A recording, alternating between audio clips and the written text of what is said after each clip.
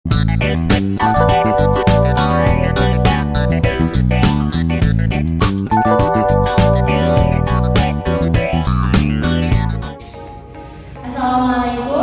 selamat siang teman-teman. Sebelumnya, perkenalkan saya salah satu mahasiswa Universitas Pendidikan Indonesia dari Prodi PG PAUD Kampus Tasikmalaya. Sebelumnya, perkenalkan saya Feby. Tentunya, kenapa kita hari ini di sini? Kita akan berbincang-bincang mengenai entrepreneurship. Dan tentunya juga saya di sini tidak sendiri nih. Saya ditemani oleh rekan-rekan yang sangat cantik-cantik nih. Boleh tuh dengan Kak siapa? Ada siapa tuh di sini? Halo, aku Kak Rahma. Aku tuh bisa panggil aku dengan Kak Rahma juga di sini. Nah, aku merupakan salah satu mahasiswa dari Universitas Pendidikan Indonesia dan merupakan salah satu mahasiswa jurusan Pendidikan Guru Pendidikan Usia. Boleh, di samping Kak Rahma ada siapa nih? Halo, di sini saya Nurjana Lutfila. Saya juga merupakan mahasiswa Pendidikan Guru Pendidikan Anak Usia Dini Universitas Pendidikan Indonesia Tasikmalaya. Nah, tentunya setelah ada Kak Rahma dengan Kak Nurus, di sini juga di samping saya ada dengan Kak siapa? Halo, saya Putri Darwisa. Kalian bisa panggil saja Kak Putri.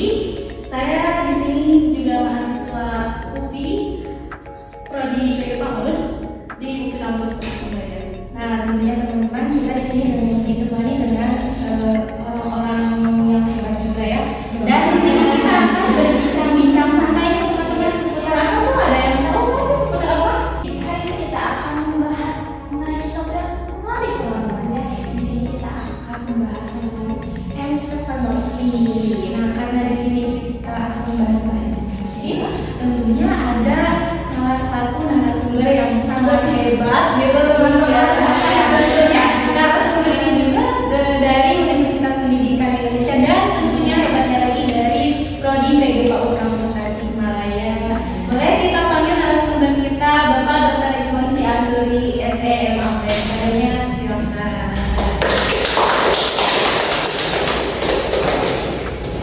Assalamualaikum warahmatullahi wabarakatuh.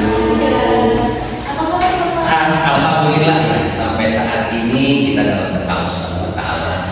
Kita lagi banyak program tentang bagaimana lulusan PG PAUD ke depan seiring dengan berjalannya waktu dari program pemerintah. Kira-kira mungkin seperti itu. Wah, keren nih, jas-jasnya pada bagus nih. Nah, ada yang menarik dari hari ini ya. Nah, oke. Kira-kira apa sih yang akan didiskusikan oleh kita? Silakan. Pas hubungan kan sekarang tuh banyak nih dari kementerian tuh program-program kewirausahaan untuk mahasiswa dan lain sebagainya, bahkan banyak mahasiswa yang membuka startup baru tuh yang di bidang-bidangnya gitu di keahliannya masing-masing. Dan tentunya kita juga di sini akan membahas mengenai entrepreneurship di lingkungan mahasiswa yang ada di kampus ini tentunya. Nah, sekaitan dengan hal itu sih, bagaimana entrepreneurship di lingkungan perguruan tinggi dalam mengembangkan keterampilan mahasiswa? Kita lihat dari latar belakang kenapa Prodi PG PAUD ini ada mata kuliah entrepreneurship. Pada dasarnya lulusan PG PAUD itu ingin berkontribusi dalam lulusan. Mereka tidak hanya cakap sebagai calon guru, calon dosen, peneliti, karya ilmiah dan sebagainya. Namun di sini para pimpinan universitas juga melihat nilai jual kalian sebagai lulusan PG PAUD untuk bisa tampil di masyarakat itu ada yang dibanggakan. Setidaknya kalian bisa mandiri tanpa melihat dari latar belakang pendidikan. Memang entrepreneurship ini adalah kewirausahaan dan itu pun ada prodi khusus kewirausahaan. Di sini kita bukan mengimbangi mereka, tapi kita membekali kalian di mana saat kalian sudah lulus mampu berkontribusi bersaing dengan mereka jika sudah terjun di dalam lapangan. Nah, kira-kira seperti itu. Ya, entrepreneurship juga sangat penting tentunya ya di Prodi PG PAUD. Selain ada prodi kewirausahaan juga ternyata ada di Prodi PG PAUD juga entrepreneurship itu cukup penting melihat dari apa yang tadi dikatakan oleh Bapak. Nah, bagi teman-teman yang ada di sini, bagaimana selama ada mata kuliah entrepreneurship ini, bagaimana tuh pendapat teman-teman? Kebetulan kita ya di Prodi PG PAUD juga dapat salah satu mata kuliah gitu ya, dijadikan salah satu mata kuliah wajib entrepreneurship ini untuk saya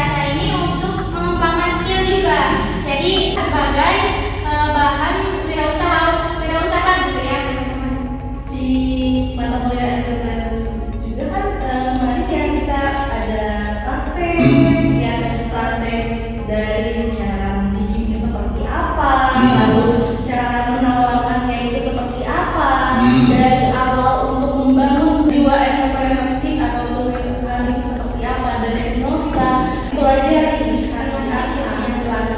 Sebenarnya begini, kalau entrepreneurship ini harus timbul jiwanya.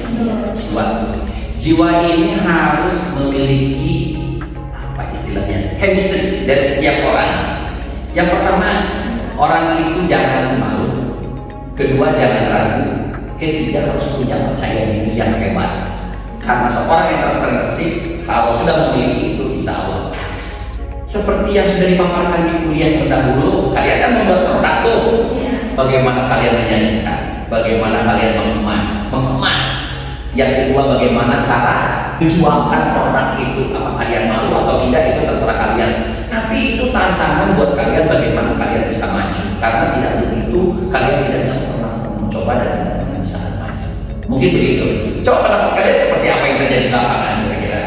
Seperti yang saya rasakannya kemarin saat saya melaksanakan salah satu praktek itu dari Bapak gitu ya. Tugasnya itu kami harus menjualkan barang yang sudah kami buat, yang sudah kami produksi sendiri. Di situ memang kita dilatih untuk memiliki chemistry dengan teman-teman yang akan kita jadikan sebagai sasaran. Kita tuh harus bisa mendekati mereka, jangan hanya sekedar menawarkan gitu, supaya si orang-orang yang menjadi sasaran itu dapat tertarik gitu dengan produk kita. Iya. Harus ada strategi marketing ya. Dan kalian tidak usah malu, produk kalian itu tidak hanya dijual di luar ya. Kita ini kampus luas dan banyak mahasiswa. Kalian bisa bekerja sama antara jurusan dan prodi-prodi lain untuk bisa bagaimana hasil karya itu dapat dirasakan oleh mereka. Justru kekhawatiran begini, ini kan mata kuliah baru untuk PG PAUD, baru mata kuliah baru. Apakah anak-anak mahasiswa ini yang notabene mereka anak mami dan tidak pernah bekerja untuk masak gitu ya? Jangankan untuk masak, mengiris, cuci beras juga mereka mungkin belum tahu. Tapi disinilah tantangan kami sebagai dosen, harus membekali pada mereka. Seperti yang kita sudah praktekkan bagaimana memasak cepat yang siap saji.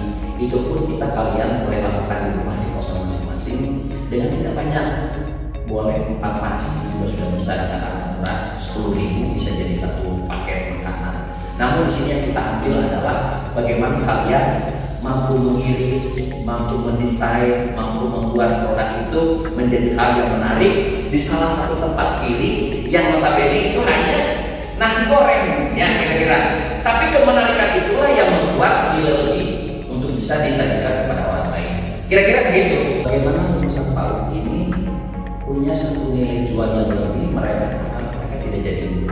Yang pertama adalah satu, mereka memiliki keberanian saja. Saya sudah memiliki keberanian, tumbuh dan berkembang, dia ingin mengembangkan seperti menjadi orang yang terkenal. Tidak usah muluk-muluk Pak. Yang sekarang lagi rame itu apa sih? Cilok, cimol, cibai, cireng, cilung ya, pengajian ya.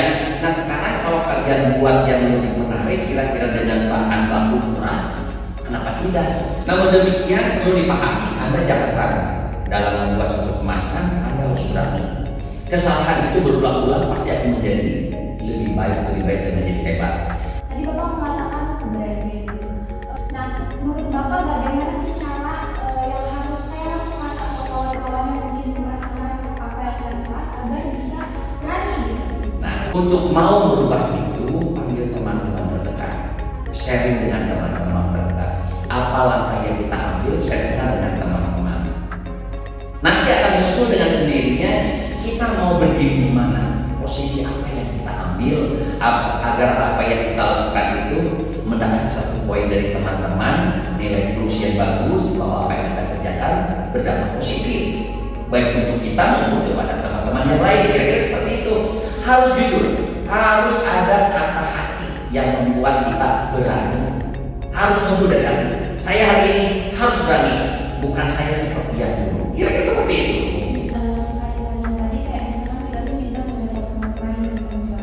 Teman-teman kita tuh memang lidahnya tuh nggak sama gitu, rasa kesukaan lidahnya tuh nggak sama. Kadang ada yang kita pendapat A, B atau C gitu kan. Bagaimana supaya kita tuh konsisten gitu dalam rasa yang ingin kita jual itu. Anda harus menciptakan produk sendiri dengan nama sendiri. Nah, itu dari teman-teman ada nih yang penasaran terkait Mungkin Bapak itu dosen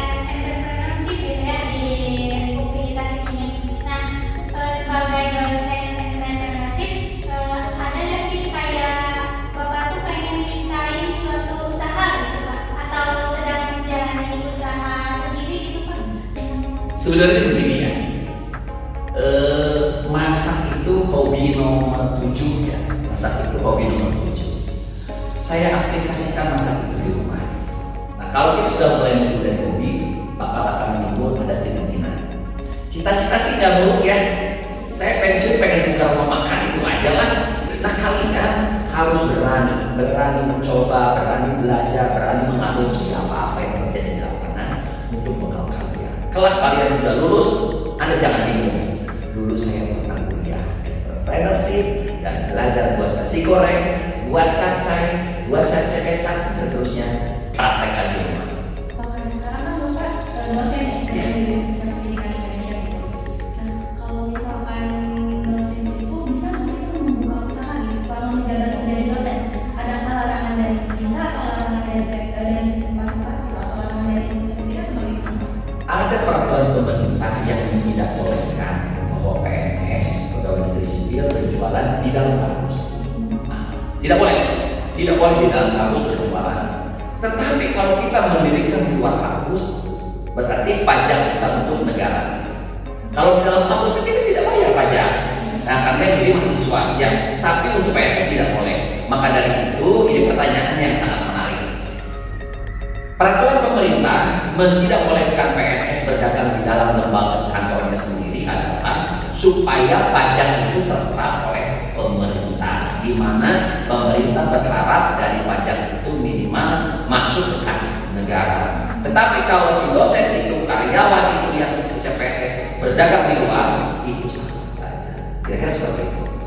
Jadi di lingkungan kampus itu tidak boleh, tetapi kalau di luar lingkungan kampus boleh. Boleh karena mereka bayar pajak. Nah, kira-kira seperti itu.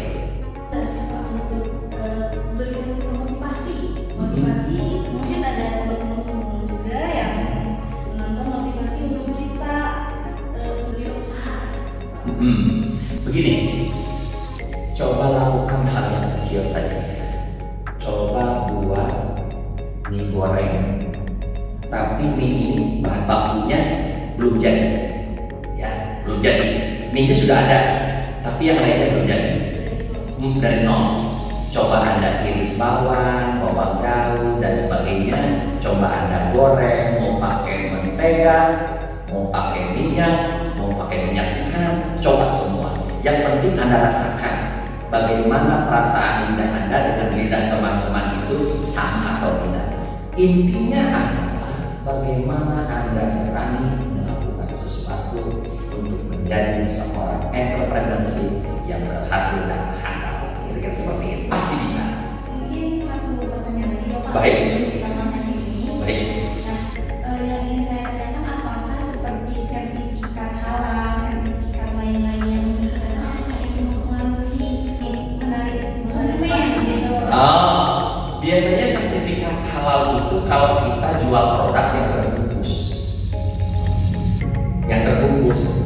Kalau tukang nasi goreng, warteg, mie ayam, mie goreng, mie cilok, cireng, cimol itu tidak ada di label halal karena mereka semua bahan bakunya bahan baku asal. Ya, tapi kalau kita membuat makanan dalam bentuk kemasan itu harus ada terdaftar nomor registrasi Dinkes Kesehatan dan harus ada halal dari pemerintah atau Departemen Agama. Karena apa? Produk ini akan dijual dengan tenggang waktu. Tenggang waktu artinya bisa 2 minggu, 3 minggu, bahkan 1 bulan. Tapi kalau untuk produk yang siap saji, saya rasa tulisan halal itu sudah mereka tahu dan pahami bahwa kita belanja di pasar terbuka atau pasar tradisional. Kira-kira seperti itu. Ya. Mempengaruhi dan tidaknya tergantung ya. Tergantung ya.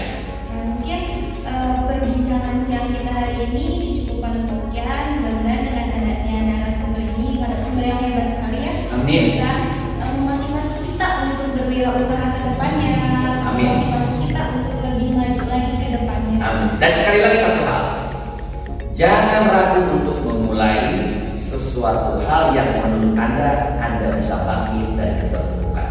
Saya sudah bersedia diundang ke Terima kasih sama-sama. Terima kasih, semoga bermanfaat. Mungkin teman-teman sekian yang dapat kami sampaikan. Assalamualaikum warahmatullahi wabarakatuh.